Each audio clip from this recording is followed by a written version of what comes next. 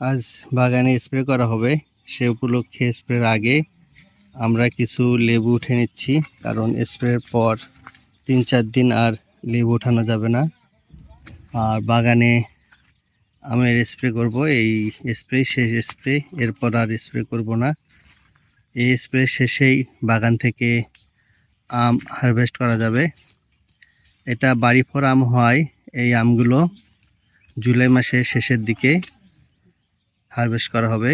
জুলাই মাসের মাঝামাঝি থেকেই শেষ পর্যন্ত এবং আগস্টের প্রথম সপ্তাহ পর্যন্ত এই আম হারভেস্ট করা হবে। বাগানে কিছু কিছু আম পাকা শুরু হয়ে গেছে, এই যে একটা দুটা করে আম পড়া শুরু হয়ে গেছে। আসলে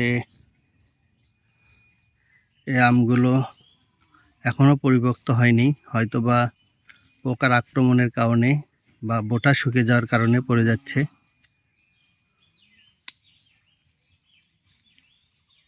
আজ আমার বাগানে স্প্রে করবে সিদ্দিক ভাই। তো সিদ্দিক ভাইকে বললাম যে আপনিও কিছু লেবু উঠে নেন, কারণ মাঝে মধ্যে উনি আমার বাগানে স্প্রে করে থাকে এবং বাগানের যত্ন নিয়ে থাকে। এই যে আমাদের সিদ্দিক ভাই আমার বাগানের দেখভাল করে থাকে। এখন যে ভাই ট্যাঙ্কি নিয়ে আসছি,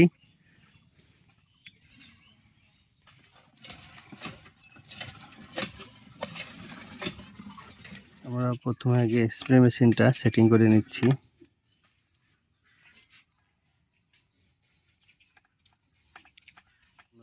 প্রথমে নেব হচ্ছে, এখানে দুটো ওষুধ নিয়ে আসা হচ্ছে, একটা হচ্ছে কীটনাশক 2.5 সিসি, আর একটা নিয়ে আসা হচ্ছে ছত্রাকনাশক। কীটনাশক এবং ছত্রাকনাশক এই 16 লিটার পানিতে আমরা এখন পরিমাণ মতো ওষুধ দিয়ে দেব, তারপর স্প্রে করব।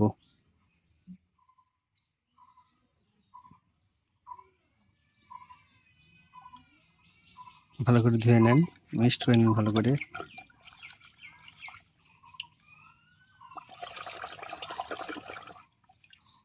মুখটা ভালো করে লাগান।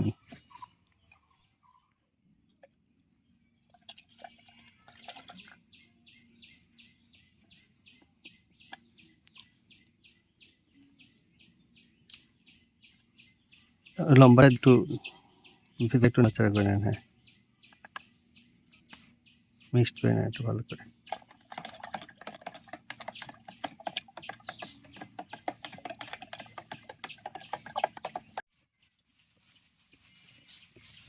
শুরু হয়ে গেছে আমাদের আমের গাছে স্প্রে।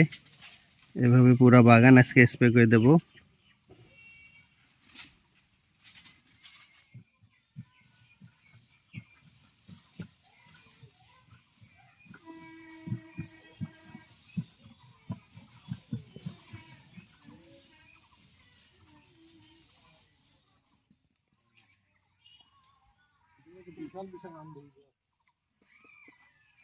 কতটুকু হবে? একটা কেজি খানে চলে যাবে তো মনে হয়, 1 কেজি হবে।